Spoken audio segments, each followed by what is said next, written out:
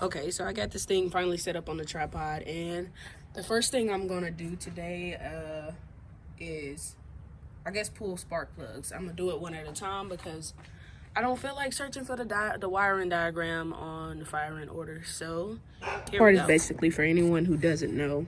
So these are the spark plug wires, and when you pull them off,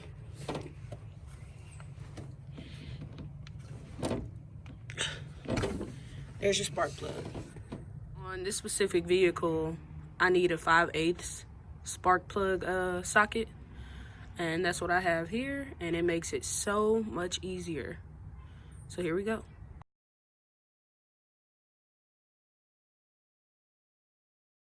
Okay, so here's my spark plug. I'm gonna show you guys how I clean them. I found like multiple different ways, but I like this way better.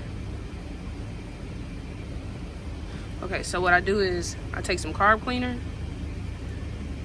cleaner, air intake cleaner, spray some on there. It don't take much. Just like that.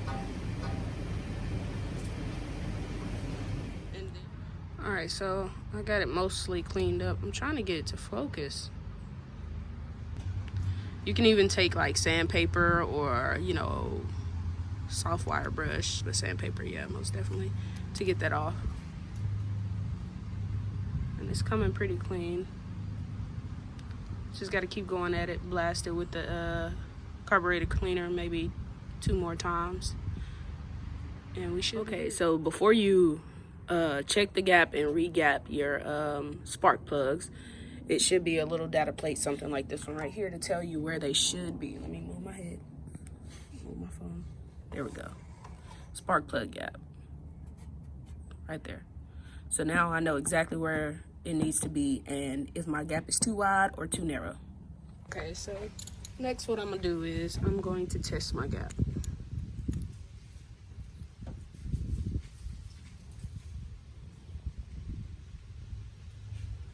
Okay, so this is the first one that I've taken off that has been where it was supposed to be. All the rest of them were like at about 45 or so, but this one is actually where it's supposed to be. Well, I think I might have gapped this one before I cleaned it up, but yeah, that's pretty good. So what I do next is I take my torque wrench. I got it set to 15 foot-pounds. Yeah, 15 foot-pounds, and I'm not gonna start off with the torque wrench first. I'm gonna just start off just hand screwing it in with the socket and extension. That way I make sure I don't strip it out. So,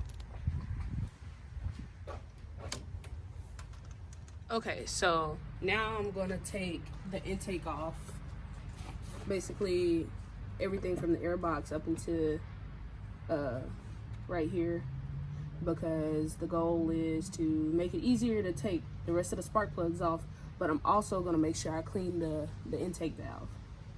So let's get to pulling.